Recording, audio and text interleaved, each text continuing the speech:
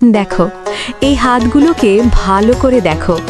এই হাতগুলো শুধু কাজ করে না, এই হাতগুলো একটা পরিবারের স্বপ্ন, একটা নারকেল।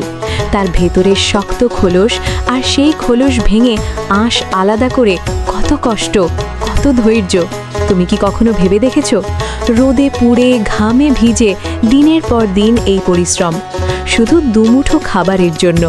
এই মায়ের মুখে হয়তো হাসি কম, কিন্তু তার হৃদয়ে আছে অসীম শক্তি, কারণ সে জানে তার পরিবার তার উপর নির্ভর করে। একটা নারকেলের আঁশ, সেটা শুধু আঁশ না, এটা একটা জীবনের গল্প, সংগ্রামের গল্প, না হার মানার গল্প। আমরা শহরে বসে অনেক কিছু পাই সহজে, কিন্তু এই সহজ জিনিসগুলোর পেছনে লুকিয়ে থাকে হাজারো কষ্টের গল্প। তাই আজ এই মানুষগুলোর জন্য একটু সম্মান দেখাও, একটু ভালোবাসা দাও। যদি এই গল্পটা তোমার মনে ছুঁয়ে যায়, তাহলে ভিডিওটায় একটা লাইক দাও, তোমার বন্ধুদের সাথে শেয়ার করো, আর কমেন্টে লেখো সম্মান। আর এমন বাস্তব জীবনের গল্প দেখতে রাজিদুল শর্ট ফান পেজটি ফলো করো। মনে রেখো, কষ্ট ছাড়া কোনো সফলতা আসে না, আর পরিশ্রম কখনো বৃথা যায় না।